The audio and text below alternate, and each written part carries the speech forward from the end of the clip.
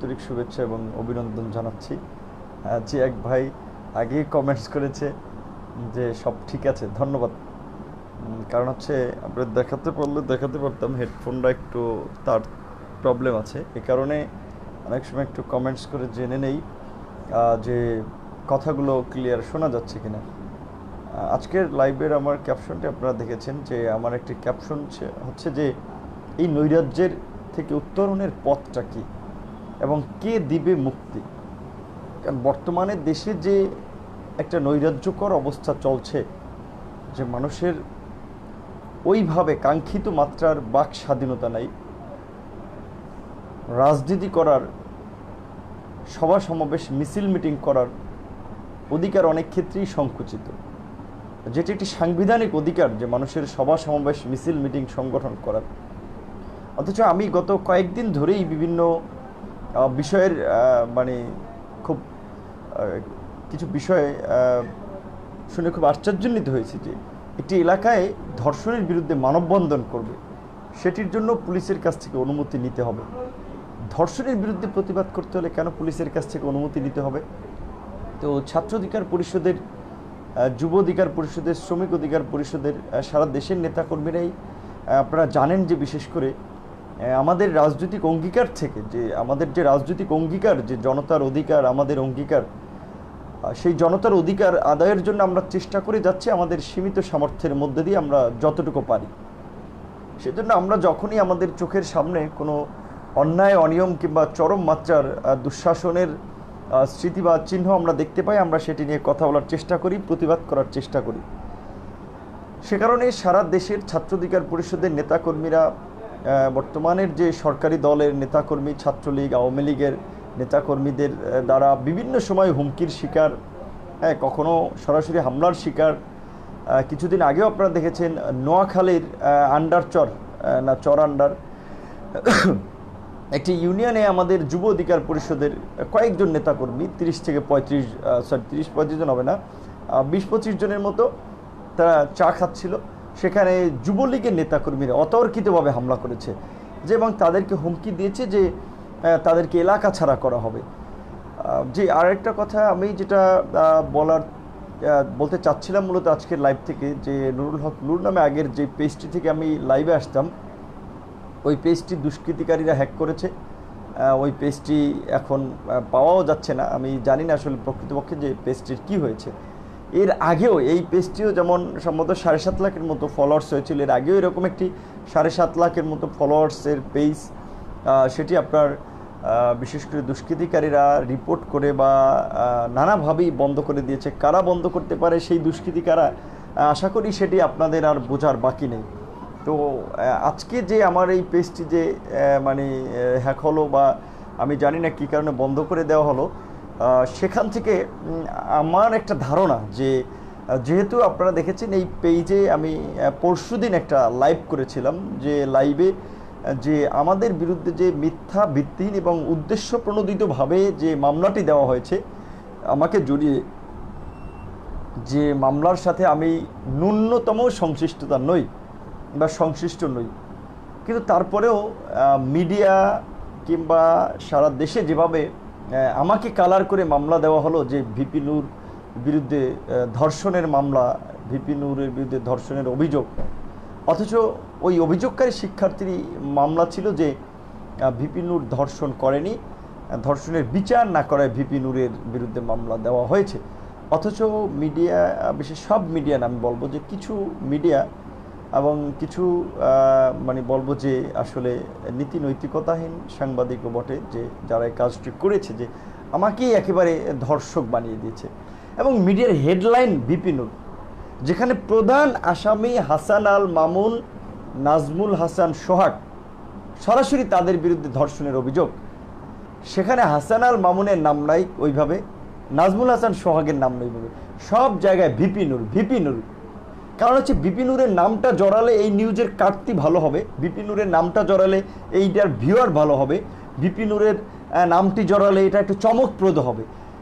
এইভাবে গত কয়েকদিন ধরেই আমার রাজনৈতিক তারা করেছে একটি কুচক্রী মহল, এবং আমার নামে গুজব ছড়িয়েছে, আমার সম্মানহানি করেছে। শুধু আমারই নয়, আমার আরও কয়েকজন সহযোদ্ধা যারা লাইভের সাথে আছেন, তাদের প্রতি অনুরোধ থাকবে যে আজকের লাইভটি শেয়ার করার মাধ্যমে আমাদের দর্শক, শুভাকাঙ্ক্ষী, সমর্থক বা যারা আমাদের লাইভগুলো দেখে, কথা হচ্ছে শুনে তাদের কাছে পৌঁছে দিবেন। কারণ যেহেতু আগের সেই 7.5 লাখের মতো ফলোয়ার্স হয়েছিল সেই পেজটিতে, সেই পেজটি যেহেতু হ্যাক হয়েছে বা ডিজেবল হয়ে গিয়েছে, আমরা জানি না আসলে প্রকৃতপক্ষে কী হয়েছে।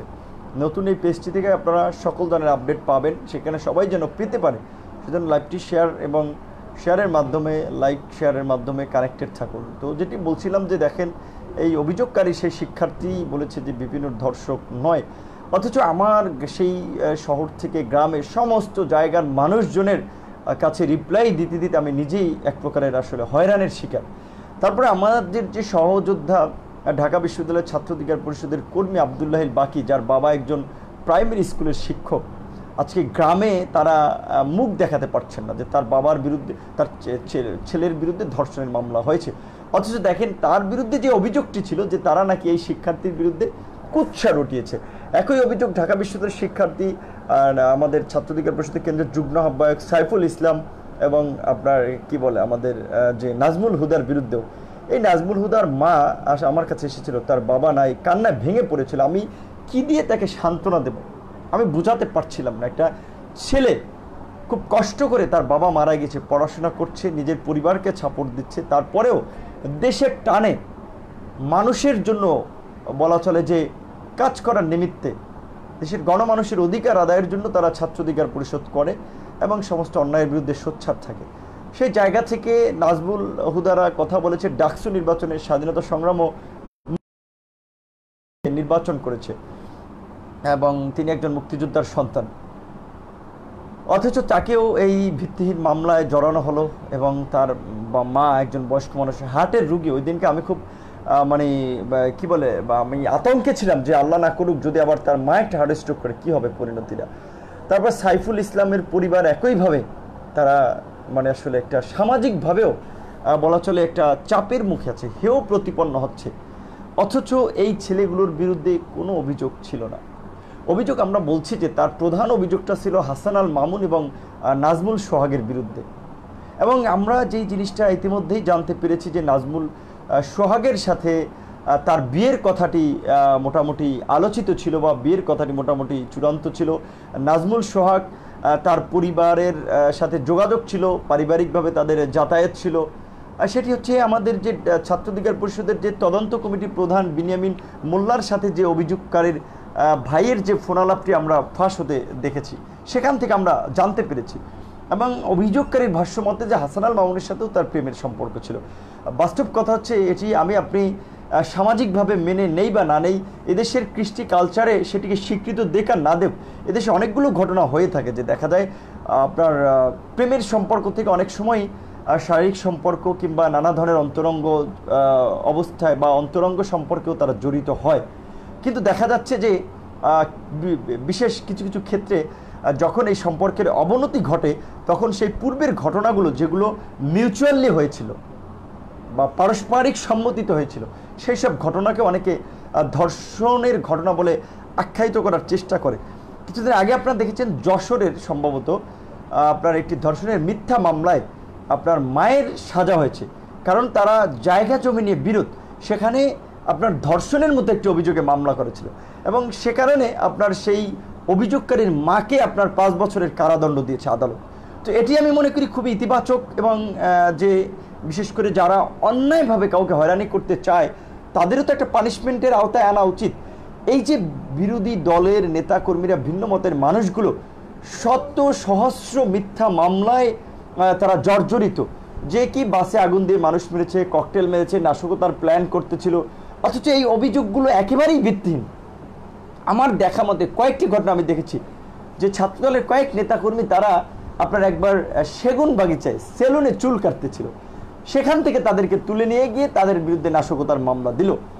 ঢাকা বিশ্ববিদ্যালয়ের শিক্ষার্থী হওয়ার সুবাদে অনেক দেখেছি যে ঢাকা বিশ্ববিদ্যালয়ে ভিন্ন মত করার কারণে বা ছাত্রলীগের বিরুদ্ধাচরণ করার কারণে অনেক সাধারণ শিক্ষার্থী কিংবা অনেক অন্যান্য দলের শিক্ষার্থী তাদেরকে আপনার শিবির ছাত্রদল মানে অভিযোগ দিয়ে ট্যাগ দিয়ে তাদের বিরুদ্ধে মামলা দিয়েছে, নাশকতার মামলা দিয়েছে, ক্লাস করতে এসেছে সেই শিক্ষার্থীকে ধরে। তো এই যে মিথ্যা মামলা দিচ্ছে, হয়রানি দিচ্ছে, এর তো একটা প্রতিকার হওয়া দরকার। যে এখন আমি যদি বলি যে আমাকে একজনে হত্যার হুমকি দিয়েছে, সেটার যদি কোনো আমি তথ্য প্রমাণ উপস্থাপন করতে না পারি, অবশ্যই আমার পানিশমেন্ট হওয়া দরকার। ঠিক একইভাবে অন্যান্যরাও যদি এই ধরনের ভিত্তিহীন অভিযোগ তোলে কারো চরিত্র হননের জন্য, কারো সামাজিক অবস্থান, রাজনৈতিক অবস্থানকে নষ্ট করার জন্য, উদ্দেশ্য প্রণোদিতভাবে কারো কাছ থেকে টাকা পয়সা খেয়ে কিংবা কারো প্ররোচনায়, সেক্ষেত্রে অবশ্যই তাদের বিরুদ্ধেও তো ব্যবস্থা নেওয়া উচিত। তো সেই জায়গা থেকে সকলের প্রতি অনুরোধ থাকবে যে আমরা যখন কোনো অন্যায়ের বিরুদ্ধে প্রতিবাদ করব, কারো বিরুদ্ধে প্রতিবাদ করব বা কারো পক্ষ নেব, আমরা যেন প্রকৃতপক্ষে ঘটনাটি জেনে, ঘটনা আদ্যোপান্ত জেনে আমরা যেন মন্তব্য করতে চেষ্টা করি। তো এই যে ঢাকা বিশ্ববিদ্যালয়ে আমাদের যে বোনটির অভিযোগ ছিল, আমি বারবার বলেছি যে আসলে হয়তো এটা অস্বীকার করা হয় নাই, যারা আমাদেরকে ভালোবাসেন কিংবা আমাদের সমর্থক শুভাকাঙ্ক্ষী কেউ কেউ হয়তো নানানভাবে দেখা যায় প্রথম দিকে অভিযোগকারীর ছবিটি না অন্য একটি মেয়ের ছবি ফেসবুকে ভাইরাল হয়েছিল, ইডেন কলেজের শিক্ষার্থী সম্ভবত, সেই মেয়েটি একটি বিড়ম্বনায় পড়েছে। কাজে এ ধরনের কাজগুলো করা উচিত না। এবং দেখা যাচ্ছে যে অনেক সময় ফেক নিউজ যের উপরে ডিপেন্ড করে আমরা বিভিন্ন জনকে খুব আক্রমণাত্মকভাবে কথা বলি, এটিও উচিত না। সোশ্যাল মিডিয়াতে অন্তত পক্ষে আমাদের একটু শালীনভাবে, মার্জিতভাবে, রুচিশীলভাবে আলোচনা করা উচিত, একটা বিষয়ে কমেন্টস করার দরকার। সেই বিষয়ে আমি সকলের দৃষ্টি আকর্ষণ করব, বিশেষ করে আমার শুভাকাঙ্ক্ষী সমর্থকদেরকে বলবো, যে কোনো বিষয় আপনি যদি সেটার বিপক্ষে যান, আপনি তথ্য প্রমাণ দিয়ে, যুক্তি দিয়ে কথা বলবেন, মূর্খের মতো নয় কিংবা অজ্ঞদের মতো নয়, দলকানাদের মতো নয়। আমরা কথা বলবো যুক্তি দিয়ে, তর্ক করব তথ্য প্রমাণ দিয়ে। কাজে আশা করি সেই বিষয়টি আপনারা মাথায় রাখবেন। আর সেই ক্ষেত্রে আমাকে অনেক সাংবাদিক কমেন্টস করেছিল, ফোন করে জানতে চেয়েছিল যে আজকেও ওই ঢাকা বিশ্ববিদ্যালয়ের অভিযোগকারী শিক্ষার্থী একটি মামলা দিয়েছে, সেই বিষয়ে আমার প্রতিক্রিয়া কি। আমি বলেছি, আমার প্রতিক্রিয়া আমি শুরুতেই বলেছি যে এই মামলাটি হচ্ছে আমাকে জড়ানো হয়েছে একেবারেই রাজনৈতিক উদ্দেশ্য প্রণোদিতভাবে, আমাদের সংগঠনকে প্রশ্নবিদ্ধ করার জন্য, আমার কাজকে বিঘ্নিত করার জন্য, আমার রাজনৈতিক প্রক্রিয়াকে বাধাগ্রস্ত করার জন্য। কারণ আপনারা জানেন যে বর্তমানে যে এই ভারতের তাবেদার সরকার যে ভারতের পৃষ্ঠপোষকতায় সেই 111-এর মাধ্যমে ক্ষমতা এসেছে, এবং ক্ষমতা এসে তারা বাংলাদেশের বিচার ব্যবস্থাকে দলীয়করণ করেছে, প্রশাসনকে দলীয়করণ করেছে, বিশ্ববিদ্যালয় থেকে শুরু করে সচিবালয় সমস্ত জায়গায় তারা দলীয়করণ করেছে। এবং এর মধ্যে দিয়ে বাংলাদেশে তারা একটা যেটা বলে যে অশুভ রাজনীতির প্রচলন ঘটিয়েছে, যে কারণে আমরা দেখতে পাচ্ছি যে আজকে আপনার সেই নোয়াখালীর দেলোয়ার বাহিনীর মতো কুখ্যাত বাহিনীর জন্ম হচ্ছে, এবং পুলিশ কর্মকর্তা কিংবা আইনশৃঙ্খলা বাহিনীর মধ্যে আজকে সেই প্রদীপ গং, ওসি মজেম, বামনার ওসি ইলিয়াস, কিংবা ময়মনসিংহ কোতোয়ালি থানার ওসি ফিরোজ, কিংবা নারায়ণগঞ্জের 7 মার্ডারে অভিযুক্ত র্যাব এবং সেনা কর্মকর্তাদের অভিযুক্ততা আমরা দেখতে পাচ্ছি। কারণ বর্তমান সরকার, এটা আমি আগেও বলেছি যে তারা আপনার সুপরিকল্পিতভাবেই বাংলাদেশে একটা ওয়ান পার্টি স্টেট বা একনায়কতান্ত্রিকভাবেই দেশকে পরিচালনা করতে চায়। সে কারণেই তারা প্রথম যেটি করেছে যে বাংলাদেশের অন্যতম বিরোধী দল বিএনপিকে নানাভাবে মামলা দিয়ে কোণঠাসা করেছে। বিএনপি প্রধানকে জেলে নিয়ে তারা দেশের সমস্ত মানুষকে উপরে একটা তুড়ি মেরে দিয়েছে যে বেগম জিয়ার মতো মানুষকেই তারা জেলে রাখতে পারে, অন্যায়ভাবে কারাগারে রাখতে পারে, সেখানে আমি ভিপি নূর কিংবা আরেকজনে কি সাধারণ মানুষ। তারা এই মেসেজটি মানুষের মাঝে দিয়েছে এবং সেই ক্ষেত্রে তারা সফল হয়েছে। তো সেই জায়গা থেকেই আসলে তারা ভেবেছে যেখানে বেগম জিয়ার মতো মানুষকেই আপনার কারাগারে রেখেছে, সেখানে অন্যরা কি। সে কারণে আমরা দেখতে পেয়েছি কিছুদিন আগে আপনার চ্যানেল আইয়ে ক্ষমতাসীন দলের এক নেতার একটি মন্তব্য শুনেছি যে তিনি বলেছেন যে ভিপি নূরের পরিণতি বেগম জিয়ার মতো পরিণতি হতে পারে। তো আমি ওই ভাইটিকে, ওই রাজনৈতিক নেতৃবৃন্দকে সবিনয়ে জানতে চাই যে ভিপি নূরের পরিণতি বেগম জিয়ার মতো হলো, কয়েক জেলে নিলেন, কয়েক বছর জেল খাটলো, আপনাদের পরিণতি কী হবে সেটা কি একবার ভেবেছেন? এই যে দেশে যে একটা গুম খুনের রাজত্ব কায়েম করেছেন, দেলোয়ার বাহিনী ওসি প্রদীপ গং তৈরি করেছেন, আজকে প্রশাসনের মধ্যে দলীয়করণ করে, যেখানে আজকে পুলিশের একজন ওসি সেনাবাহিনীর একজন কর্মকর্তাকে মারে, আজকে পুলিশের একজন এসআই থানায় নির্যাতন করে একজন মানুষকে মারে, যেই সিলেটের ঘটনাটি সারা দেশকে নাড়িয়ে দিয়েছে। এর আগে আমরা বরগুনায় দেখেছি যে থানা হেফাজতের আপনার পুলিশি নির্যাতনে যুবকের মৃত্যু। আমরা ওসি মজ্জেমের ভূমিকা দেখেছি আপনার নুসরাত হত্যাকাণ্ডে, এবং সেই সময়ে আপনার সেই জেলার এসপির ভূমিকাও দেখেছি। এই যে আপনারা যে একটা দুর্বৃত্তায়নের শাসন ব্যবস্থা কায়েম করেছেন, যেখানে স্থানীয় প্রশাসন, সরকার ব্যবস্থা বলেন, রাজনৈতিক সংগঠন বলেন, আইন শৃঙ্খলা বলেন, কোনো একটি প্রতিষ্ঠান বা সংস্থা সংগঠন ওইভাবে কাজ করতে পারতেছে না। রাজনৈতিক দলগুলোকে তো মাঠে নামতে দেওয়া হচ্ছে না। রাজনৈতিক দল তো অবশ্যই বিএনপি বড় একটা রাজনৈতিক দল, এটা তো আমাদের অস্বীকার করা হয়ে নাই। কিন্তু আপনারা দেখেছেন যে ধর্ষণের মতো একটি ঘটনাকে কেন্দ্র করেও বিএনপির নেতাকর্মীরা যখন রাজপথে নেমেছে, সেখানে পুলিশ তাদেরকে গ্রেপ্তার করেছে, হামলা করেছে বিভিন্ন জায়গায়। আপনার নোয়াখালীর ঘটনা দেখেছেন, সিলেটে দেখেছেন যে সিলেটে হামলা করেছে, নোয়াখালীতে হামলা করেছে, এবং নোয়াখালীতে হামলাই করেনি, ছাত্রদলের বেশ কয়েকজন নেতাকর্মীকে কারাগারেও প্রেরণ করেছে। এবং বিভিন্ন জায়গায় আপনার এই ধর্ষণের প্রতিবাদ করার কারণেও ছাত্রলীগ হামলা করছে। মৌলভীবাজারের ঘটনাটা আপনারা দেখেছেন, কিশোরগঞ্জ ছাত্র অধিকার পরিষদের মানববন্ধনে কিংবা প্রতিবাদে আপনারা দেখেছেন সেখানে পুলিশ কিভাবে বাধা দিয়েছিল। আপনার রংপুরে আমাদের সহযোদ্ধাদেরকে দেখেছেন, রংপুরে সেখানে ছাত্র শ্রমিক সকলে মিলেমিশে সামাজিক সংগঠনগুলো যখন একটা প্রতিবাদ করতে যাচ্ছিল, সেটি নিয়ে সেখানে কিভাবে তারা বাধাগ্রস্ত করেছিল, ধাক্কাধাক্কি করেছিল। একইভাবে লালমনিরহাট সহ দেশের বিভিন্ন জায়গায় আপনারা ঘটনাগুলো দেখেছেন। এবং খুবই উদ্বেগ এবং আশ্চর্যের সাথে লক্ষ্য করেছি যে আপনারা দেখেছেন সেই নিরাপদ সড়ক আন্দোলন, কোটা সংস্কার আন্দোলনগুলোতে সেই ক্ষমতাসীন দলের ছাত্র সংগঠন বিশেষ করে বা তাদের যে অঙ্গ সংগঠন তাদের যে সেই হাতুড়ি বাহিনীর ভূমিকা, এর তাণ্ডব আপনারা দেখেছেন। শিক্ষার্থীদের উপরে হামলা মামলা নির্যাতন চালানো, এবং আজকের এই সেই ধর্ষণ বিরোধী আন্দোলন যেখানে সমগ্র বাংলাদেশে এই ধর্ষণ এবং নারী নিপীড়নের বিরুদ্ধে ফেটে পড়েছে, তারা আজকে প্রতিবাদ করছে যে তারা নারীর নিরাপত্তা চায়, শিশুদের নিরাপত্তা চায়, তারা একটা নিরাপদ বাংলাদেশ চায়, তারা এদেশে আইনের শাসন চায়। যেই আইন শৃঙ্খলা বাহিনী বা যে আইন আমার নাগরিকদের অধিকারকে রক্ষা করতে পারে না, নাগরিকদেরকে সুরক্ষা দিতে পারে না, সেই আইনের তো পরিবর্তন দরকার। এবং যেই আইনের রক্ষকরা যারা আজকে নাগরিকদেরকে রক্ষা করতে পারছেন না, তাদের তো সে পদে থাকার কোনো নৈতিক ভিত্তি নেই। আপনারা দেখেছেন যে বাম সংগঠনগুলো সহ আমরা বিভিন্ন সংগঠন স্বতঃস্ফূর্তভাবে যুগপৎভাবে যার যার জায়গা থেকে এই যে চলমান ধর্ষণ এবং গুম খুন, নারী নিপীড়নের বিরুদ্ধে যে আন্দোলন সংগ্রাম চালিয়ে যাচ্ছি, এটি কিন্তু নিরাপদ সড়ক এবং কোটা সংস্কার আন্দোলনের মতোই আরেকটি গণ আন্দোলনে যেটা বলে রূপ লাভ করছিল।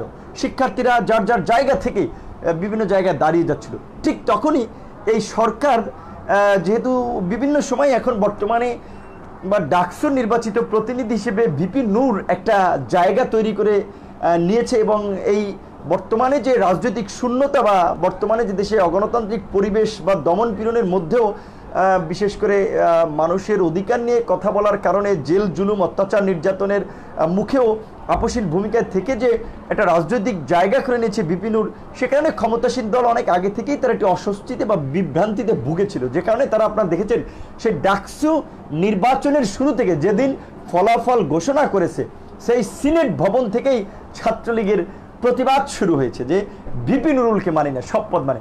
এবং ঢাকা বিশ্ববিদ্যালয়ের ভিসির বাসার সামনে তারা অবস্থান নিয়েছিল, সেটি আপনারা দেখেছেন। এবং ক্যাম্পাসে আমি হামলার শিকার হয়েছিলাম, ক্যাম্পাসের বাইরে বগুড়া, ব্রাহ্মণবাড়িয়া, আমার নিজ জেলা বিভিন্ন জায়গায় এই ক্ষমতাসীন দলের দুর্বৃত্তদের দ্বারা হামলার শিকার হয়েছিলাম, সেটি আপনারা দেখেছেন। আমি যেটা বলেছিলাম যে বাংলাদেশের আমার চেয়ে অনেক ত্যাগী ছাত্রনেতারা রয়েছেন, অনেক রাজনৈতিক কর্মী রয়েছেন, কিন্তু অল্প সময়ে আমার মতো নির্যাতিত নিপীড়িত হয়েছেন আমি এইটুকু বলতে পারি যে এরকম একজনের নামও দেখাতে পারবেন না।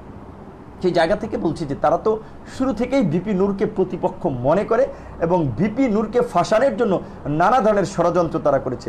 যেই কোটা সংস্কার আন্দোলনে আমরা নেতৃত্ব দিলাম এবং আমাদের দাবি মেনে নিল প্রধানমন্ত্রী, কিংবা পরবর্তীতে প্রজ্ঞাপনও জারি হলো, সেই আন্দোলনকে থামানোর জন্য যখন এই যে ঢাকা বিশ্ববিদ্যালয়ের ভাইস চ্যান্সেলরের বাসায় হামলা করেছিল গুন্ডারা পরিকল্পিতভাবে আন্দোলনকারীদের উপর দায় চাপানোর জন্য, যেখানে ঢাকা বিশ্ববিদ্যালয়ের ভিসি মহোদয় নিজে বলেছিলেন যে আমার ছাত্ররা এ কাজ করতে পারে না, সেখানে আপনার আমাদের বিরুদ্ধেই আপনার সেই ভিসির বাসায় ভাঙচুরের মামলা হলো, এবং সেই মামলায় আমাদের বেশ কয়েকজন সহযোদ্ধা আপনার জেলও খাটলো, রিমান্ডেও গেল, নির্যাতন নিপীড়ন সহ্য করলো, এবং এখনও সেই মিথ্যা মামলায় হাজিরা দিয়ে যাচ্ছে।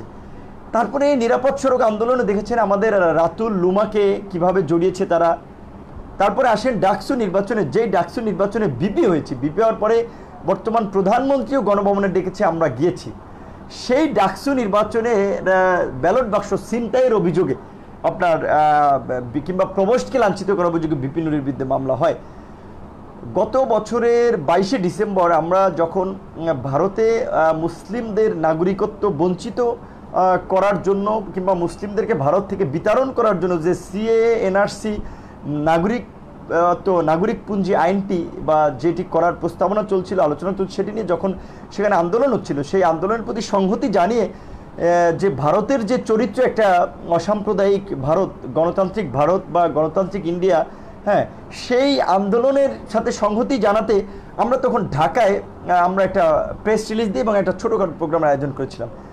সেই প্রোগ্রামে এদেশেও মোদির দালাল এবং ওই যে ভারতে যে বিজেপি রয়েছে, বর্তমান বিজেপি, তারা তো একেবারেই একটা ধর্মীয় উগ্রপন্থী সংগঠনের রাজনৈতিক দল, সেটি তার বলার অবকাশ রাখে না যে আরএসএস যারা উগ্রপন্থী সংগঠন, স্বয়ং এই যে বিজেপি কিংবা ভারতের এই যে বর্তমান প্রধানমন্ত্রী নরেন্দ্র মোদীও এই উগ্র হিন্দুত্ববাদী যে দলটি, এই আরএসএস রাষ্ট্রীয় স্বয়ংসেবক সংঘ, তাদের নেতা ছিলেন সেই মোদী আজকে আপনার ভারতের বা ইন্ডিয়ার প্রধানমন্ত্রী, এবং তিনি একসময় গুজরাটের মুখ্যমন্ত্রী ছিলেন এবং গুজরাটে হিন্দু মুসলিম দাঙ্গা লাগানোর পেছনেও নাকি তিনি মুখ্য ভূমিকা পালন করেছিলেন। সে কারণে তাকে গুজরাটের কসাইও বলা হয় এবং আমেরিকা সহ বিভিন্ন দেশ তাকে একসময় ব্ল্যাক লিস্ট করেছিল, যেন সভ্য দেশ চেয়ে আমরা যে মোদি বাংলাদেশেও যখন আসবে তখন আমরা মোদির আগমনকে প্রতিহত করার ঘোষণা দিয়েছিলাম এবং বিভিন্ন সংগঠনও সেটিতে সাড়া দিয়ে যার যার জায়গা থেকে তারাও একটা প্রতিবাদ গড়ে তুলেছিল। সেই কারণে সেই বলা চলে যে এই ভারতের দালাল, সেই এদেশীয় দোসররা মোদির উগ্র হিন্দুত্ববাদ বা আরএসএসের এদেশের যারা নেতৃবৃন্দ, তারা আমাদের উপরে কিংবা এই যে আপনার যেটা বলি যে ভারতের এদেশীয় দালালরা সেই ডাকসুর ভবনে হামলা করেছিল আমাদের উপরে সেদিন। আপনারা সারা বাংলাদেশ দেখেছিল যে সেদিন আমাদের 24 জন সহযোদ্ধাকে আহত করেছিল। সেই হামলার নেতৃত্ব দিয়েছিল এই যে বর্তমান ঢাকা বিশ্ববিদ্যালয়ের ছাত্রলীগের সভাপতি সঞ্জিত চন্দ্র দাস এবং সাদ্দাম হোসেন। এবং এই সঞ্জিত চন্দ্র দাস কি ধরনের উগ্র কথাবার্তা বলে থাকে, কি ধরনের তার আচরণ, সেটি আপনারা দেখেছেন। যে আজকে ছাত্র অধিকার পরিষদের বিরুদ্ধে একটি অভিযোগ এসেছে, যেটির সত্যতাও আমরা মনে করি যে নাই, থাকলেও সেখানে একজন ব্যক্তির সংশ্লিষ্টতা থাকতে পারে, কিন্তু আর কোনো নেতাকর্মী সেই ঘটনায় জড়িত না। কারণ প্রধান অভিযোগ হাসান আল মামুনের বিরুদ্ধে ছাত্র অধিকার পরিষদ, আর বাকিদের বিরুদ্ধে না। অথচ তারপরে সেই অভিযোগের কারণে ছাত্র অধিকার পরিষদকে ধর্ষক অধিকার পরিষদ বলে সঞ্জিত, কিংবা ছাত্রলীগের প্রেসিডেন্ট আল নাহিয়ান খান জয়রা এবং নুরু গং, ধর্ষক গং, নানাভাবে তারা বক্তব্য দিতেছে। আমি একটা কথা আপনারা সবাই জানেন যে আসলে অনেক মানুষ আছে যারা পদ পদবি ঠিক রাখার জন্য নানা ধরনের উগ্র কথাবার্তা বলে থাকে, নেতাদেরকে খুশি করার জন্য নানা ধরনের বেফাস মন্তব্য করে থাকে এবং সেটি তাদের একটা মানে চারিত্রিক গুণাবলী হয়ে গেছে যেটা বলা চলে। তো সেই জায়গা থেকে আজকে একটা অভিযোগ আশায় যদি ছাত্র অধিকার পরিষদ ধর্ষক পরিষদে হয়, তাহলে ছাত্রলীগ যে সেই 1999 সাল থেকে জাহাঙ্গীরনগর বিশ্ববিদ্যালয়ে সেই ধর্ষণের সেঞ্চুরি করা মানিকদের সংগঠন, যা 2000 সালে ঢাকা বিশ্ববিদ্যালয়ের পয়লা বৈশাখে আপনার শিক্ষার্থীকে বিবস্ত্র করছিল ছাত্রলীগের নেতারা এবং প্রতিনিয়ত এই যে ধর্ষণের অভিযোগগুলো আসছে ছাত্রলীগের নামে, তাহলে ছাত্রলীগ কি ধর্ষক লীগ? আমি সেটা জানতে চাই। এবং এই যে যুবলীগের বিরুদ্ধে অভিযোগ চালে, যুবলীগ কি ধর্ষক লীগ? এই যে ক্যাসিনো কাণ্ডের বিরুদ্ধে আমরা দেখলাম যুবলীগের ঢাকা মহানগর দক্ষিণের সভাপতি ইসমাইল চৌধুরী সম্রাট সহ বেশ কয়েকজন নেতাকর্মী জড়িত হয়েছে, তাহলে কি যুবলীগের নাম ধর্ষক লীগ না ক্যাসিনো লীগ? এবং এইভাবে যে বর্তমানে দেশে যে একটা গুম খুনের রাজত্ব কায়েম করেছে বর্তমান সরকার, তাহলে বর্তমান সরকারকে আমরা কি বলবো? সেটি আমি সেই নেতাদের কাছেই প্রশ্ন রেখে গেলাম। তো এখন একটা কথা হচ্ছে যে আপনার জ্ঞানী মানুষ, বুদ্ধিমান মানুষ যুক্তি দিয়ে কথা বলে, যুক্তি দিয়ে তর্ক করে, আর মূর্খরা অজ্ঞরা যেটা বলে যে তারা মানে হচ্ছে যেটা বলে যে দলকারা মনোভাব কিংবা তাদের কুপমণ্ডুকতা দিয়ে আসলে সংকটকে অনেক সময় মোকাবেলা করতে যায়, কিন্তু বাস্তবিক অর্থে তো সেটি সম্ভব নয়। আমি ভুল বলি না রাইট বলি, সেটি আপনাদের জাস্টিফাই করার এখতিয়ার রয়েছে। আজকে এই যে কিছু উগ্র নেতারা খুব ক্ষমতায় আছে দেখে খুব বাহাদুরি দেখায় যে বিপি নূরদের পেছনে 50টাও ছেলে পেলে নাই, এই যে কথাটি বলেছে, এটি কোনো সুস্থ মানুষের কথা বলে আপনারা বিশ্বাস করেন? এগুলো পাগল ছাড়া কোনো ভালো মানুষ বলতে পারে? বা বিকৃত মস্তিষ্কের মানুষ ছাড়া, দলকানা মানুষ ছাড়া কেউ বলতে পারে?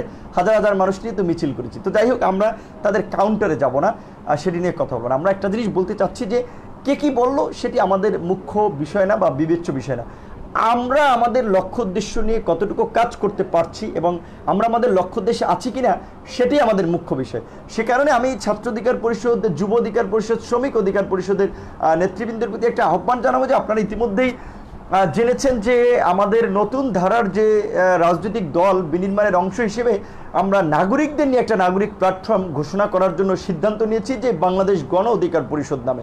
তো আপনারা ইতিমধ্যেই অবগত আছেন। কাজেই এখানে কোনো কারণে ধরেন ভিপি নূরের নামে মামলা হয়েছে, যদিও সেই মামলার ভিত্তি নাই, তো যেহেতু আওয়ামী লীগের নেতারা টিভি টক শোতে বলেই দিয়েছেন যে ভিপি নূরের পরিণতি বেগম জিয়ার মতো হতে পারে, সেক্ষেত্রে আপনাদেরকে শক্ত হতে হবে, দৃঢ় মনোবলের অধিকারী হতে হবে। যে ভিপি নূরকে যদি গ্রেপ্তার করে 6 মাস, 1 বছর, 2 বছরই রাখলো, কিন্তু ভিপি নূরের যে উদ্যোগটা আজকে ভিপি নূরের যে প্রয়াসে, যে আজকে আপনাদের সহযোগিতায় যে তার সহযোদ্ধারা যে এগিয়ে যাচ্ছে, দুর্বার গতিতে এগিয়ে যাচ্ছে। কারণ আপনি দেখেন যে 1.5 বছরে আমাদের ডাকসু নির্বাচনের আগে তো আমরা আন্দোলন কেন্দ্রিক সংগঠন ছিলাম বা বিভিন্ন বিষয় নিয়ে আন্দোলন সংগ্রাম করেছি, কিন্তু ডাকসুর নির্বাচনের পর থেকেই তো আমরা রাজনৈতিক আমাদের পথ চলে। সে যে 1.5 বছরের মধ্যে ছাত্র অধিকার পরিষদ, ছাত্রদের নিয়ে একটা সংগঠন করেছি, যুবকদের নিয়ে একটা যুব সংগঠন, যুব অধিকার পরিষদ গঠন করেছি, শ্রমিকদের নিয়ে একটা সংগঠন, শ্রমিক অধিকার পরিষদ গঠন করেছি, ডাক্তার, ইঞ্জিনিয়ার, উকিল সহ বিভিন্ন পেশাজীবীদের নিয়ে একটা পেশাজীবী পরিষদ, আপনার পেশাজীবী অধিকার পরিষদ গঠন করতে পারছি। এই 1.5 বছরে কোন সংগঠন এইভাবে এগিয়ে গেছে? এবং আল্লাহর রহমতে সারা বাংলাদেশের একেবারে শহর থেকে গ্রামে সমস্ত জায়গায় কিন্তু আমাদের এই সংগঠন ভিপি নূরের উদ্যোগ, রাজনৈতিক উদ্যোগ, ছাত্র অধিকার পরিষদের উদ্যোগ, যুব অধিকার পরিষদের উদ্যোগ কিংবা কোটা সংস্কার আন্দোলনকারীদের উদ্যোগ, রাজনৈতিক উদ্যোগ, এটি কিন্তু আমরা পৌঁছে দিতে পেরেছি। কাজেই নেতাকর্মীদের প্রতি বিনীত অনুরোধ থাকবে যে আপনাদেরকে ধৈর্য ধরতে হবে এবং কৌশলের সাথে পরিস্থিতি মোকাবেলা করতে হবে। কৌশলের বিকল্প নেই। বর্তমান সরকার চাচ্ছে যে যেভাবে অন্যান্য রাজনৈতিক দলগুলোকে তারা কোণঠাসা করেছে, তারা যেভাবে মামলা হামলা দিয়ে দমিয়ে রেখেছে, আমাদেরকেও সেভাবে দমিয়ে রাখুক, কিন্তু সেটি তো তারা পারছে না, আর আশা করি ইনশাল্লাহ পারবেও না। আজকে এক নূরকে যদি গ্রেপ্তার করে করুক না, শত শত নূর বাংলাদেশে তৈরি হয়েছে বর্তমানে।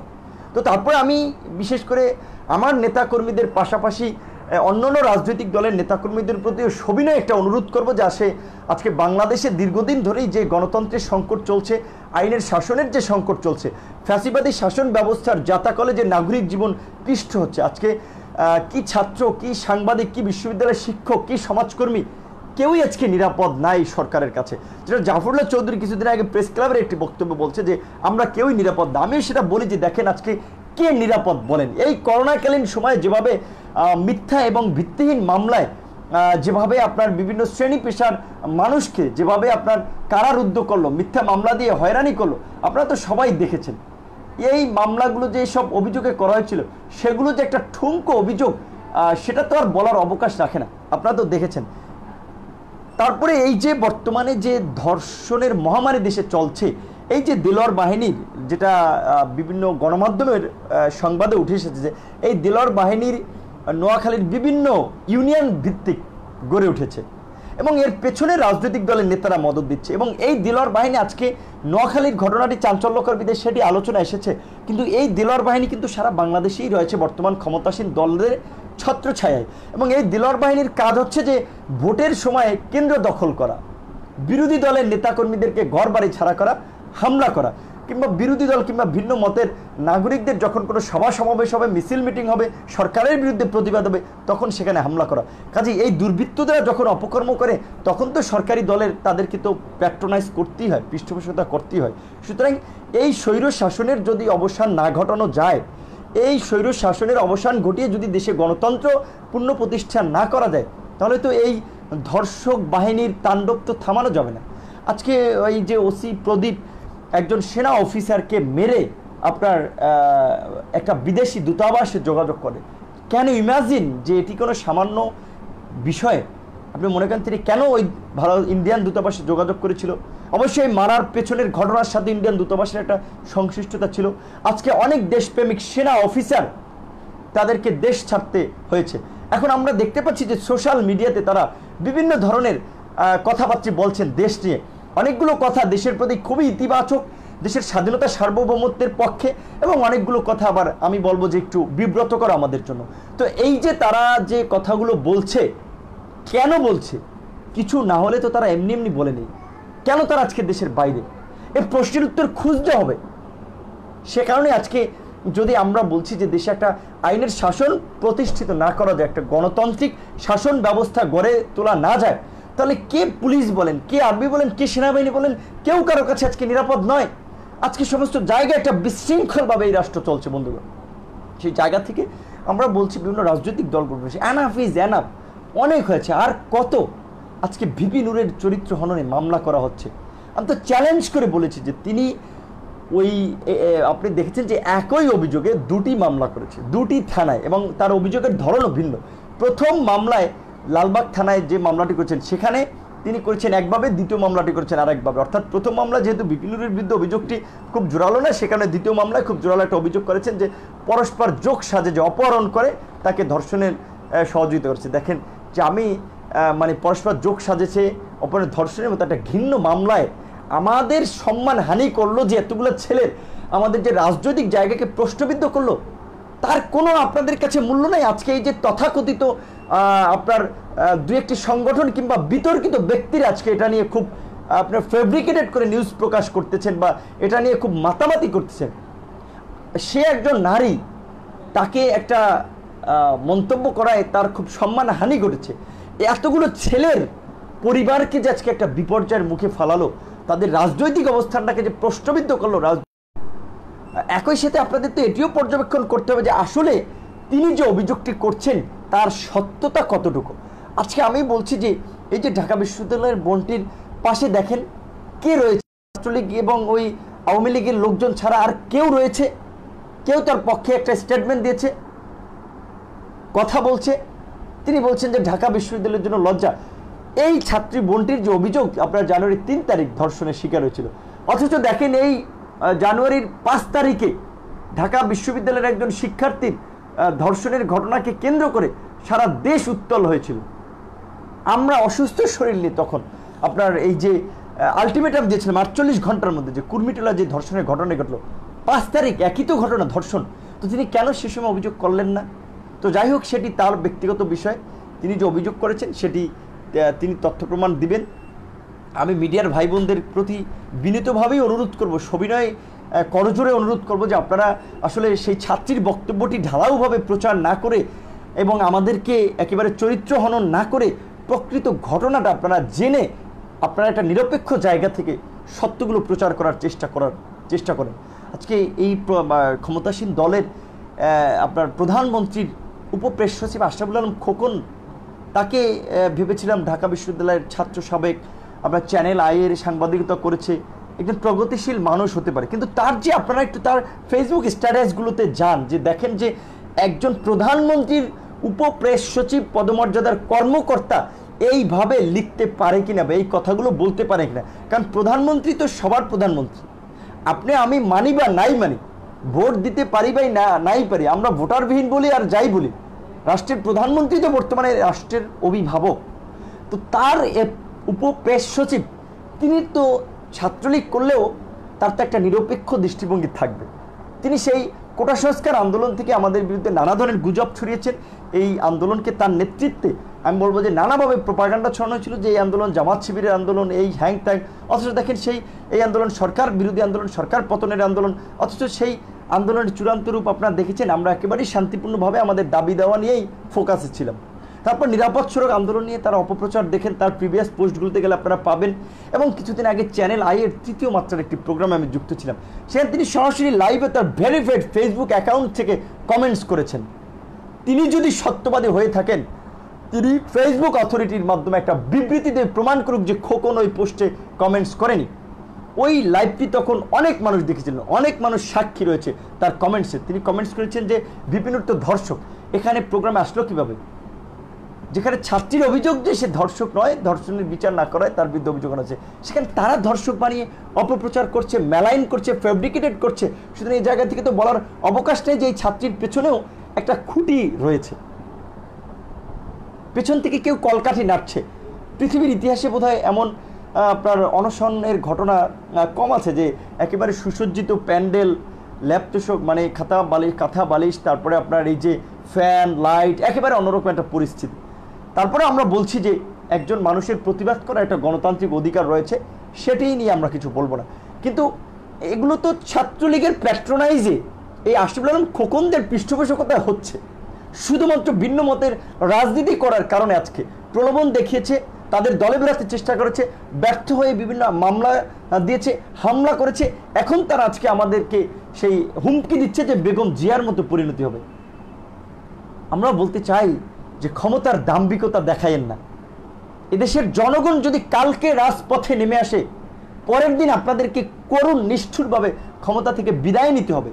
এবং বলছি যে আপনারা নিজেদের চরিত্রটা বা নিজেদের কাজগুলো একটু উপলব্ধি করতে চেষ্টা করেন, দাম্ভিকতা পরিহার করে, যে আপনারা দেশকে যেই জায়গায় নিয়ে গিয়েছেন, আজকে দেশের স্বাধীনতা সার্বভৌমত্ব একটা হুমকির মুখে, দেশের সীমান্তে প্রতিনিয়ত আজকে লাশ পড়ে, আপনারা সেগুলো বন্ধ করতে পারছেন না। দেশের মধ্যে আইনশৃঙ্খলা পরিস্থিতির চরম অবনতি, আজকে পুলিশি হেফাজতে মানুষ মরছে, আপনারা প্রতিকার করতে পারছেন না। পুলিশের হাতে সেনাবাহিনী মরছে, আপনারা প্রতিকার করতে পারছেন না।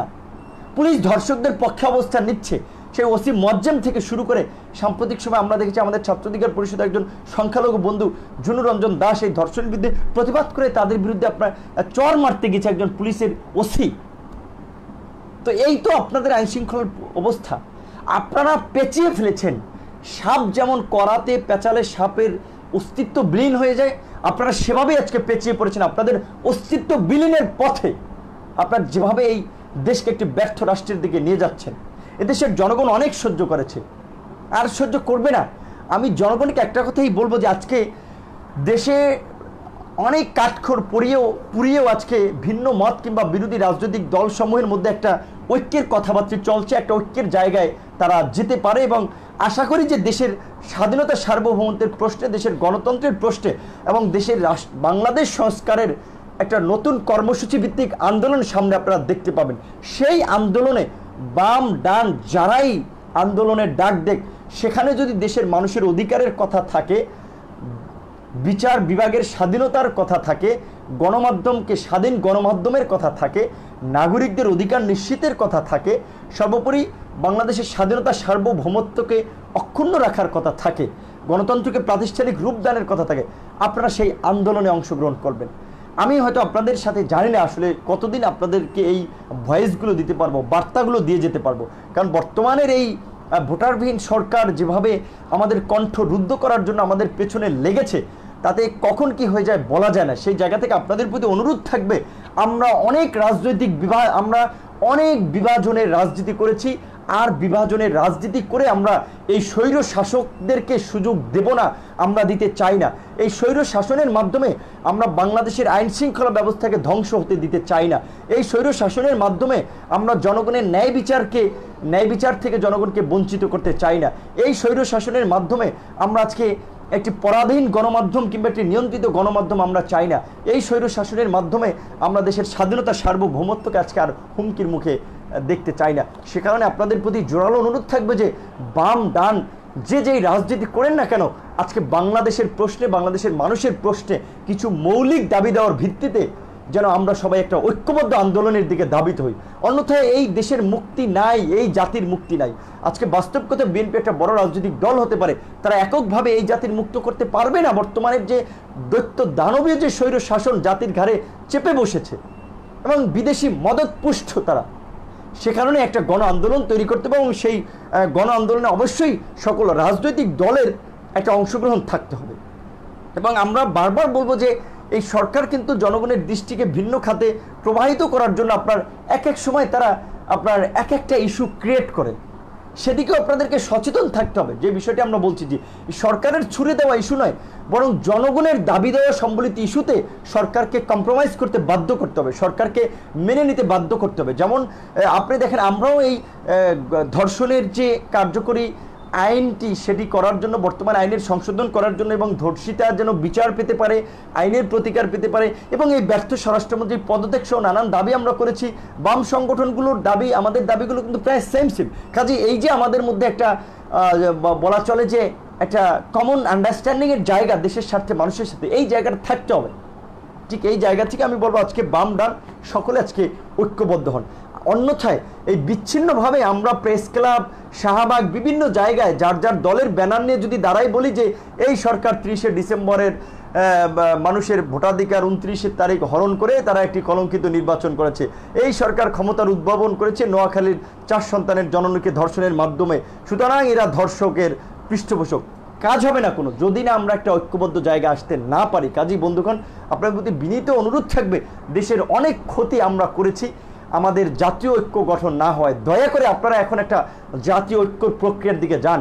এবং আশা করি যে এই যে ছাত্র তরুণদের যে নতুন রাজনৈতিক সংগঠন বাংলাদেশ গণ অধিকার পরিষদ, সেই রাজনৈতিক ঐক্য গঠনের ক্ষেত্রে একটা অগ্রণী ভূমিকা পালন করবে। এবং সেক্ষেত্রে আবারও বলছি যে আজকে ছাত্র অধিকার পরিষদ নেতা রাশেদ, মামুন, নূর, ফারুক, মশিউদ, মাহফুজ, অমুকে তমুকে কিংবা যুব অধিকার পরিষদে আতাউল্লাহ, কে জেলে গেল, কে গ্রেপ্তার হলো, সেটি নিয়ে হাই হুতাশ করা যাবে না। আপনাদের লক্ষ্য উদ্দেশ্য অবিচল থাকতে হবে, মনোবল অটুট রাখতে হবে, গণতান্ত্রিক আন্দোলন সংগ্রামের দিকে ধাবিত হতে হবে, জনগণকে সাথে নিয়ে জনগণের মধ্যে গণজাগরণ ঘটিয়ে তুলতে হবে, জনগণকে জাগাতে হবে। এবং আমরা দৃঢ়ভাবে বিশ্বাস করি, এবং এটাই বাস্তবতা, জনগণ যদি একবার জেগে ওঠে, পৃথিবীর কোনো শক্তি নাই যে এই ভোটারবিহীন সরকারকে আপনার ক্ষমতায় রাখার। এবং আমরা এই যে দেখতেছি বর্তমানে, দেখেন আজকে দ্রব্যমূল্যের ঊর্ধ্বগতির কারণে আজকে জনজীবন বিপর্যস্ত। আলু, পেঁয়াজ সহ সবজির বাজারে আগুন, যেটা এই কয়েকদিন মানে যেহেতু বাসায় কিছু ছোট ভাই ব্রাদার থাকে, তাদের নিয়ে খাওয়া দাওয়া করতে হয়, বাজার করতে গিয়ে হিমশিম খাচ্ছি যে এত ব্যয়বহুল জীবনভার আমরা কিভাবে আপনার ব্যয়ভার বহন করব। আমাদের তো সেই ইনকাম নাই। আজকে 1 কেজি আলু যখন 50 টাকা হয়ে যায়, 1 কেজি টমেটো কেনা লাগে যখন 150 টাকা, কাঁচামরিচ যখন 200 টাকা, পেঁয়াজের কেজি যখন 100 টাকা, এই ধরনের নানাভাবে যখন দ্রব্যমূল্যের দাম ঊর্ধ্বগতি, অথচ এই পেঁয়াজ কিংবা আলুর মতো এই পণ্যগুলো আমাদের দেশের যে উৎপাদন তাতেই মোটামুটি আমরা স্বয়ংসম্পূর্ণ। শুধুমাত্র সঠিক ম্যানেজমেন্ট না থাকার কারণে কিন্তু এই দ্রব্যমূল্যর ঊর্ধ্বগতি হচ্ছে। বাজার মনিটরিং না থাকার কারণে কিন্তু এই অসাধু সিন্ডিকেট ব্যবসায়ীরা জনগণকে জিম্মি করে তারা হাজার হাজার কোটি টাকা ব্যবসা করে নিচ্ছে, এবং জনজীবন আজকে একটা হুমকির মুখে পড়েছে। আপনারা দেখেছেন সেই আলোচিত ঘটনা সিনহা হত্যাকাণ্ড। সেই সিনহা হত্যাকাণ্ডের বিচার কি হচ্ছে আমরা জানি না। সেই ঘটনাগুলো যেন ধামা চাপা না পড়ে সেদিকে আমাদের লক্ষ্য রাখতে হবে। বুয়েটের মেধাবী ছাত্র আবরার ফাহাদ যে শিক্ষাঙ্গনে ছাত্রলীগের দুর্বৃত্তদের সন্ত্রাসের একটা মানে হচ্ছে জ্বলন্ত উদাহরণ আমাদের সামনে, ভারতীয় আগ্রাসনের বিরুদ্ধে একটা প্রতীক, সেই সংগ্রামী চেতনাকে আমাদের সকলের মাঝে ছড়িয়ে দিতে হবে। আজকে পলাশীর মোড়ে ডাকসুর সমাজসেবা সম্পাদক আবরার স্মৃতি সংসদের আহ্বায়ক আবরার হোসেন একটি স্মৃতিস্তম্ভ করেছিল। সেটি আপনারা দেখেছেন, এই স্বৈরাচারের ফ্যাসিবাদীরা, এই স্বৈরাচারের দোষটা গুড়িয়ে দিয়েছে। বুয়েটের মেধাবী ছাত্র আবরার ফাহাদ খুন হয়েছে ছাত্রলীগের হাতে। এটি তো কোনো মিথ্যা ঘটনা নয়। তাকে তো জামাত শিবির খুন করেনি, বিএনপি খুন করেনি, তাকে তো ছাত্রলীগ খুন করেছে। তার স্মৃতিকে আমরা জাগ্রত করে রাখার জন্য আমরা একটা স্মৃতিস্তম্ভ করলাম। কেন সেটি পুলিশ কিংবা দলের লোকজনরা ঘুরিয়ে দিল? এই আবরারের স্মৃতি সংসদের, এই আবরার ফাহাদের স্মৃতিস্তম্ভকে যারা ঘুরিয়ে দিয়েছে, আমরা মনে করি তারা এই প্রজন্মের রাজাকার, তারা বাংলাদেশের স্বাধীনতার শত্রু, তারা বাংলাদেশের গণমানুষের শত্রু, তারা বাংলাদেশের স্বাধীনতা সার্বভৌমত্বের জন্য হুমকি। আজকে ছাত্রলীগের, অবশ্যই আমি একেবারে ঢালাওভাবে ছাত্রলীগ সন্ত্রাসীদের সংগঠন, সবাই ছাত্রলীগের সন্ত্রাস করে সেটি বলবো না। ছাত্রলীগের মধ্যে অনেক ভালো মানুষ রয়েছে, কিন্তু তাদের সংখ্যাটা সীমিত বা তারা কোণঠাসা। তো সেই ছাত্রলীগেরও মধ্যে একটা সংশোধন আসতো যে এই আবরারের স্মৃতি দেখে যে না, আমাদের নেতাকর্মীদের হাতে খুন হয়েছে আবরার, কাজে আমাদের চরিত্রের পরিবর্তন আনতে হবে। অথচ সেই স্মৃতিস্তম্ভটাকে ভেঙে ঘুরিয়ে দিল। আমরা কি পেরেছি সেটি রক্ষা করতে? এই তো আমাদের স্বাধীন দেশ। ভারতের বিরুদ্ধে কথা বলা যাবে না, ভারতের বিরুদ্ধে আগ্রাসনের বিরুদ্ধে একটা সিম্বল আমরা এখানে তুলে ধরতে পারবো না। কিন্তু আমরা ধন্যবাদ জানাই ডাকসুর সমাজসেবা সম্পাদক আক্তার হোসেন একটা আহ্বান জানিয়েছিল যে ওরা পলাশীর মোড়ে আবরার ফাহাদ স্মৃতিস্তম্ভ ভেঙে ফেললেও সারা বাংলাদেশের ঘরে ঘরে আবরার ফাহাদ স্মৃতিস্তম্ভ তৈরি করবেন, এবং আপনারা ইতিমধ্যেই সেই ডাকে সাড়া দিয়েছেন, সেজন্য আপনাদেরকে ধন্যবাদ জানাই। পরিশেষে আরেকটি কথা বলেই আজকের লাইভ থেকে শেষ করব, এবং যারা এতক্ষণ লাইভের সাথে ছিলেন অসংখ্য ধন্যবাদ এবং কৃতজ্ঞতা জানাই। আবারও বলবো, যেহেতু আগের পেজটি দুষ্কৃতিকারীরা আপনার হ্যাক করেছে, আপনারা জানেন যে এই পেজটির একটি লাইভকে কেন্দ্র করেই মামলা হয়েছে। কাজেই এই আপনার পেজটি সম্ভবত হয়তো এই যারা আমাদের বিরুদ্ধে মামলা দিয়েছে বা যারা আমাদের বিরুদ্ধে সবসময় সাইবার হ্যারাসমেন্ট করে থাকে তাদের পৃষ্ঠপোষকতায় তারাই হয়তো হ্যাক করেছে বা ডিজেবল করেছে। সে কারণে বর্তমানে এই পেজটি থেকে আমার সমস্ত আপডেট পাবেন। লাইভটি শেয়ারের মাধ্যমে আমাদের সহযোদ্ধা শুভাকাঙ্ক্ষীদের কাছে আমাদের তথ্যগুলো পৌঁছে দিবেন। আর যে কথাটি বলতেছিলাম, আজকে আমি একটা সংবাদ দেখেছি অনলাইনে যে ডিইউজে, ঢাকা সাংবাদিক ইউনিয়ন সম্ভবত ডিইউজে, তো তারা মানে বলেছে যে ভিপি নূর যে আপনার ৭১ যে বয়কটের যে আমরা ডাক দিয়েছি সেটার কারণে বলছে যে ভিপি নূর গণমাধ্যমের শত্রু হতে পারে এবং সেটির তারা আমার বক্তব্য প্রত্যাহারের আহ্বান জানিয়েছে। আমার জায়গা থেকে আমি বলবো যে আমি যেই বক্তব্যটি দিয়েছি সেটি সজ্ঞানে সচিত্তেই দিয়েছি, যে কারণ ৭১ টিভির অনুষ্ঠান আমি দীর্ঘদিন পর্যালোচনা করেছি। সেখানে আপনার কাছে হয়তো ৭১ ভালো মনে হতে পারে, কিন্তু আমার কাছে তাদের নিউজের অ্যাঙ্গেলগুলো মনে হয়েছে যে জনমনে একটা বিভ্রান্তি তৈরি করে এবং অনেকগুলো ঘটনাকেই তারা, অনেকগুলো নিউজকেই তারা মেলাইন বা ফেব্রিকেটেড করে প্রচার করে, যেটা আমাদের জন্য ক্ষতি করে। এবং বিশেষ করে তারা এই সরকারি দলের পক্ষপাতিত্বমূলক একটা সংবাদ সবসময় পরিবেশন করার চেষ্টা করে। সেই জায়গা থেকে বলছি যে এ ধরনের গণমাধ্যমগুলো হচ্ছে স্বাধীন গণমাধ্যমের পথে অন্তরায়। সে কারণে আমরা বলেছি যে অন্তত একটা সামাজিক বয়কটের ডাক দিয়েছে আমার জায়গা থেকে, আমার ফ্যান ফলোয়ার্সদেরকে আমি বলেছি। কিন্তু আপনি বর্জন করবেন না কি করবেন সেটা আপনাদের বিষয়, কিন্তু আমাদের জায়গা থেকে আমরা বলছি ফেসবুকের তাদের পেজ কিংবা ইউটিউব চ্যানেল আনসাবস্ক্রাইব করা সেটা আমাদের সাংগঠনিক সিদ্ধান্ত বা আমার ফ্যান ফলোয়ার্সদের, সেটা ঢাকা সাংবাদিক ইউনিয়নের কোনো বিষয় না। কাজে আমি বলবো যে আপনারা ভিপি নূরের পিছনে না লেগে আজকে যে আপনাদের সাংবাদিক দম্পতি সাগর রুনি হত্যাকাণ্ডর বিচার এই দীর্ঘ ৮ বছরে হচ্ছে না, ৭৪ বার মামলার প্রতিবেদন পেছাচ্ছে, সেটি বিচারের দাবিতে আপনারা সরব হন। আপনাদের সহকর্মীদেরকে যে এই করোনাকালীন সময়ে যে ডিজিটাল নিরাপত্তা আইনে মামলা দিয়ে তাদেরকে হয়রানি করছে, তাদের জীবনকে বিপন্ন করছে, সেটি নিয়ে আপনারা সরব হন। আপনাদের সহকর্মী সাংবাদিক কাজলকে যে আপনার ক্ষমতাসীন দলের একজন নেতার বিরুদ্ধে সংবাদ পরিবেশন করায়, তাকে যে রাষ্ট্রীয় গুম বাহিনী দিয়ে গুম করানো হলো, তারপর আমরা সীমান্তের ওপারে পেলাম, এই আপনার সেই সহকর্মীর পাশে দাঁড়ান আপনারা। ভিপি নূরের পিছনে আপনাদের বিষয়ে কথা না বললেও হবে। এবং আপনারা বন্ধুদেরকে আমরা বলবো যে দেখেন, কিছুদিন আগে যে আমাদের 5 সহযোদ্ধা নিখোঁজ হয়েছিল, আমরা যেটা জানতে পেরেছি তাদের 4 জনকে যে আপনার আইন শৃঙ্খলা বাহিনীর পরিচয় বা ডিবি তুলে নিয়ে গেছিল, কিন্তু তারা শুরুর দিকে অস্বীকার করেছিল, কিন্তু পরবর্তীতে আবার 2 জনকে ঠিকই তারা গ্রেপ্তার দেখেছে এবং বাকিদেরকে ছেড়ে দিয়েছে। তো তাদেরকে যদি গুম করতো আমরা কি করতাম? সুতরাং এই কারণেই বলছি যে আইন শৃঙ্খলা বাহিনীর প্রতি যে আপনারা এই যে আপনার এই দুর্বৃত্তায়নের শাসন ব্যবস্থাকে টেকানোর জন্য ছাত্রদের পেছনে আজকে ছাত্রদেরকেও গুম করার চেষ্টা করতেছেন, এটি ঠিক নয়। এটি এদেশের জনগণ কিন্তু মেনে নেবে না। তারা দেখতেছে সব কিছু যে কোনো সময় কিন্তু ফুসে উঠতে পারে। কাজে আপনারা এই জনগণের স্বার্থবিরোধী কর্মকাণ্ড থেকে সরে এসে আপনারা জনগণের পক্ষে অবস্থান নেন এবং আমরা অনুরোধ করবো এই যে গুম খুনের রাজনীতি এটির জন্য সরকারও বন্ধ করে এবং কিভাবে দেশের গণতন্ত্রকে পূর্ণ প্রতিষ্ঠা করা যায়, আইনের শাসনকে নিশ্চিত করা যায় এবং কিভাবে এই যে ক্ষমতাসীন দলের দুর্বৃত্তায়ন বন্ধ করা যায়, ক্ষমতাসীন দলের সেই ধর্ষণের সাথে জড়িত ছাত্রলীগ যুবলীগের লাগাম টেনে ধরা যায়, ক্ষমতাসীন দলের গুম খুনের রাজনীতি এবং এই যে টাকা পাচার, দুর্নীতি, লুটপাট এগুলো বন্ধ করে যায়, সেই দিকে সরকার ফোকাস দিবে। এবং এই আইন শৃঙ্খলা বাহিনী সহ আমরা বলবো এই যে আপনারা যে তুলে নিয়ে যাচ্ছেন, এর জন্য কিন্তু আপনাদেরকে খেসারত দিতে হবে যে পরিচয় গোপন করে তুলে নিয়ে যাচ্ছেন, কখনো আপনারা আদালতে সোপর্দ করতেছেন, কখনো কারো মায়ের কোলে ফিরিয়ে দিচ্ছেন, আবার কখনো দিচ্ছেন না। কাজে সেক্ষেত্রে নেতাকর্মীদের বলবো একটু সচেতন থাকার জন্য। তারা এই গুম খুনের ভয় দেখে আমাদের মনে একটা আতঙ্ক তৈরি করতে চায়। আপনারা মোটেও বিচলিত হবেন না। আপনারা যে আমাদের যে রাজনৈতিক কর্মকাণ্ড সেটিতে আপনারা অটুট অবিচল থাকবেন এবং সংগঠনকে এগিয়ে নেওয়ার জন্য যা করা দরকার সেটি করবেন। সেক্ষেত্রে ভিপি নূর গ্রেপ্তার হলে আপনার গণতান্ত্রিক প্রক্রিয়ায় যে লড়াই সংগ্রাম করা যায় সেই লড়াই সংগ্রাম করবে, কিন্তু ভিপি নূর গ্রেপ্তার হলেই যে সব কিছু বন্ধ করে দিতে হবে, আতঙ্কে ঘরে বসে থাকতে হবে, এটি নয়। কয়েকজনকে গ্রেপ্তার করবে। আর আমি দৃঢ়ভাবে বিশ্বাস করি যে আমরা এই সংকটের সময় আমরা অসংখ্য মানুষের সমর্থন পেয়েছি, তাদেরকে আমরা ধন্যবাদ জানাই যারা যে এই বিপদের দিনে আমাদের এই বিপদের সময় আমাদের পাশে দাঁড়িয়েছে, তাদের প্রতি আমরা কৃতজ্ঞতা প্রকাশ করি।